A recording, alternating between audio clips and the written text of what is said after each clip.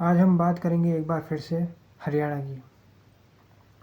हरियाणा में मोदी जी ने रिसेंटली कहा है कि एक बार कांग्रेस की सरकार आ गई बहनों और भाइयों तो दामाद जी को सब कुछ मिल जाएगा। अब प्रश्न उठता है कि 10 साल से आपकी सरकार थी, 10 साल से केंद्र में आप थे, तो आपने कोई कुछ क्यों नहीं किया? लेकिन अपनी ही बातों को कॉन्ट्रडिक्ट करना ज़रूरी है। कोई कुछ नहीं हुआ है और लोग तो ये भी आरोप लगा रहे हैं कि इन्होंने रॉबर्ट वाड्रा से इलेक्टोरल बॉन्ड भी लिए। अब इसकी तो जांच कभी होने नहीं वाली, क्योंकि कोई खुद पे ही जांच करवा के खुद को तो जेल भिजवाएगा नहीं, खुद पे तो कार्रवाई कर नहीं सकता। ठीक, तो अब प्रश्न ये है कि जब आप कुछ कर ही नहीं सकते हो तो ये बड़ी बड़ी बातें क्यों करते हो? हरियाणवी व्यक्ति जो है वो आपसे कनेक्ट नहीं कर पाता है, वो अवेयर होता है। जनता पहले जैसी नहीं रही कि आप कुछ भी जुमले फेंक दोगे और जनता आपको वोट डाल देगी। 10 साल में क्या क्या उपलब्धियां हैं आपकी, वो तो आप गिना ही नहीं पाए। अब आपसे ज़्यादा तो अमित शाह की रैलियों में जनता आ रही है। ऐसा क्यों? क्योंकि मनोहर लाल खट्टर से मोदी जी को कनेक्ट किया जाता है, अमित शाह को कनेक्ट नहीं किया जाता है। और नायब सिंह सैनी को आप 2 साल पहले ले आते हैं तो भी एंटी इनकम्बेंसी कम हो सकती थी। पहले आपने मुख्यमंत्री ऐसा बना दिया जो दंगों के समय कह देता है कि सरकार सबको सुरक्षा नहीं दे सकती। सोचिए कितना असंवेदनशील है। नायब सिंह सैनी दिखते ही ऐसे हैं कि वो ऐसे रहेंगे। और हरियाणा का व्यक्ति जो है एरोगेंस बर्दाश्त नहीं कर सकता है। तो अगर आप नायब सिंह सैनी को 2 साल पहले लाते तो जो डैमेज है वो कंट्रोल हो सकता था, बट आज नहीं हो सकता है, आज मुश्किल है। हालांकि आपने चुनाव की तारीख भी बदलवाई, बहुत सारी चीज़ें की, लेकिन वो वर्क नहीं किया है।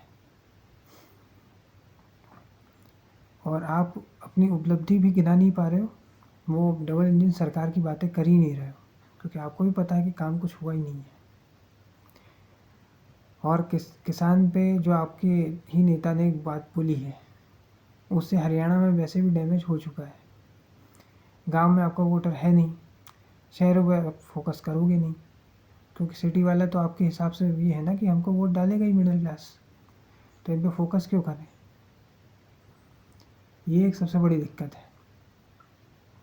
ऐसा नहीं है कि कांग्रेस में दिक्कतें नहीं है, कांग्रेस में भी दिक्कत है। हुडा के सामने जो है कुमारी शैलजा भी हैं, तो गुटबाजी तो है। पहले जो है अशोक तंवर के साथ जो हुआ है, किरण चौधरी के साथ जो हुआ करवाया है, जहाँ पे उन्होंने हुडा ने मतलब ये बता दिया है हाई कमांड को कि अगर कोई है तो बस हरियाणा कांग्रेस का मतलब है हुडा के परिवार, हुडा और हुडा के परिवार। तो वहाँ भी दिक्कतें हैं।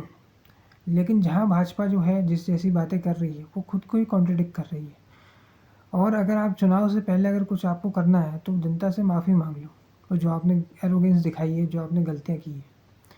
नहीं तो अगर हरियाणा आप हार गए तो हरियाणा जो है यहीं से आपका डाउनफॉल चालू होगा।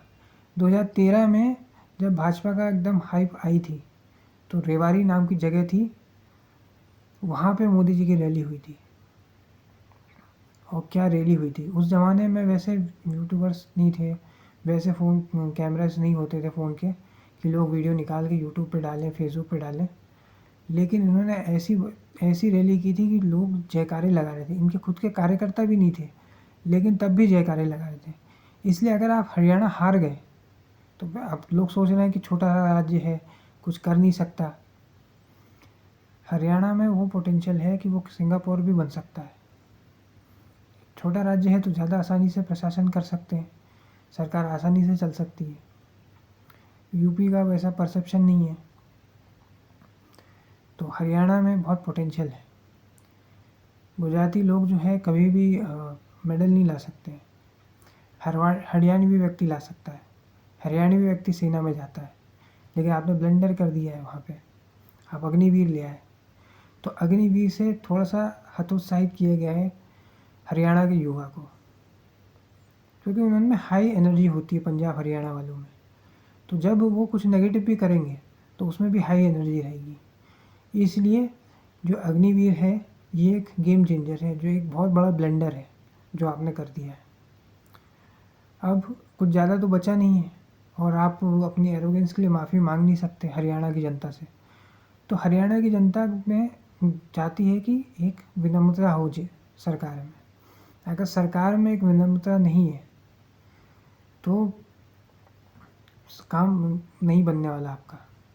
हो सकता है कि इसमें आप बहुत भारी नुकसान नहीं हो, लेकिन नुकसान तो हो चुका है, डैमेज तो होगा भाजपा का, क्योंकि 10 साल की एंटी इनकम्बेंसी है। जो लोग कमेंट सेक्शन में आके कांग्रेस के बारे में कहेंगे तो कांग्रेस सरकार में नहीं है, कांग्रेस 10 साल से अपोजिशन में बैठी हुई है और ये द्विपक्षीय हो चुका है। अब बाकी जो है कोई पार्टी बची नहीं है, बीजेपी वर्सेस कांग्रेस।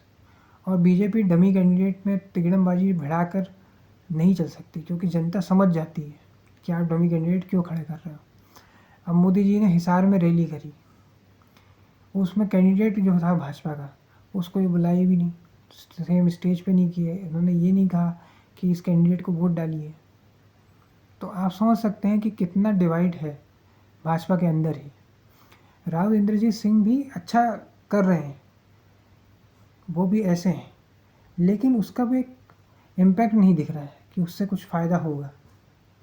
आप समझ सकते हैं कि जनता के बीच में एक परसेप्शन को क्रिएट करना पड़ता है, ऐसा एक आपको नैरेटिव क्रिएट करना पड़ता है जाकि जनता आपसे जुड़े, जनता आपको वोट डाले, बट वो होता हुआ दिख नहीं रहा है।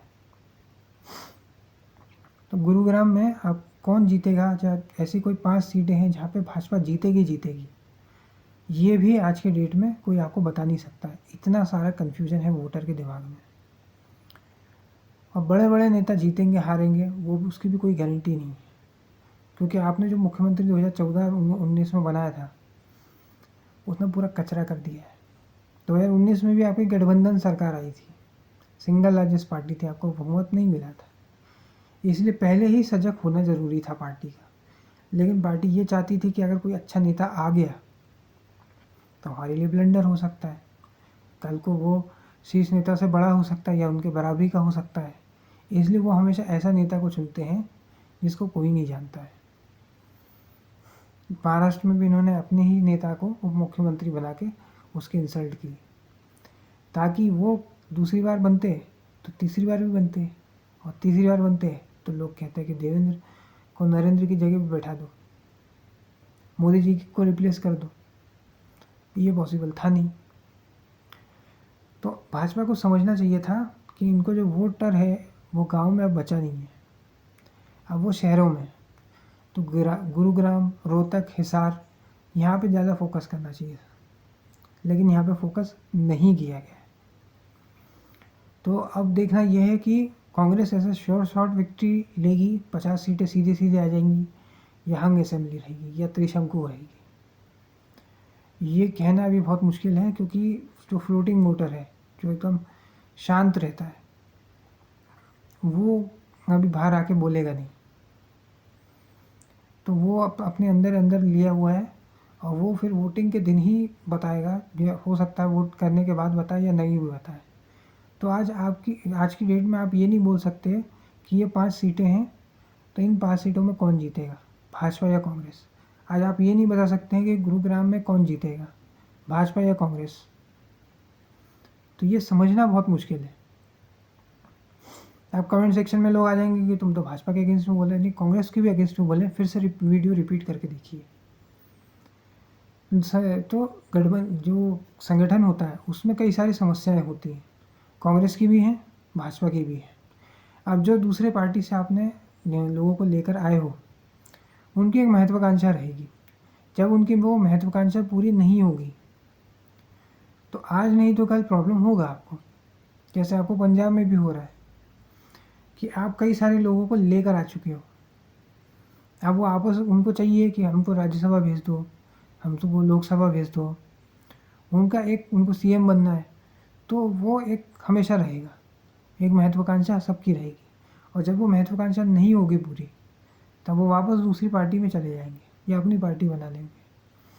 इसलिए बहुत ज़्यादा रायता नहीं फैलाना चाहिए, बहुत सारे पैराशूट कैंडिडेट लाकर कोई फ़ायदा नहीं होगा। उनकी कोई आइडियोलॉजी होती भी नहीं है। वैसे तो राजनीति में कोई आइडियोलॉजी होती नहीं है, लेकिन जो 20 साल का आपका कार्यकर्ता है, जब वो ये देखेगा कि मुझे टिकट नहीं मिल रहा है और आप एक टिकटॉकर को टिकट दे रहे हो, जैसे पिछले चुनाव में किया गया था, तो उसको हतोत्साहित होना लाजमी है। फिर वो आपको कभी भी आपके लिए वोट नहीं मांगेगा, वो घर बैठ जाता है। इसलिए ग्राउंड पे क्या चल रहा है ये दोनों पार्टियों को समझना ज़रूरी है।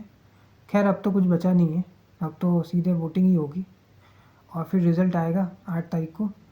अब ऐसा भी आशंका जताई जा रही है कि एयरफोर्स का एक एयर शो होने वाला है, इसलिए 8 तारीख को रखा, ताकि 8 तारीख को अगर हार भी गए तो वो एयर शो पे फोकस किया जाएगा, ना कि इसके ऊपर। देखते हैं कैसा क्या होता है। आज के इस वीडियो में इतना ही। अगर ये वीडियो आपको पसंद आया तो वीडियो को लाइक करें, शेयर करें और चैनल को सब्सक्राइब करें। धन्यवाद।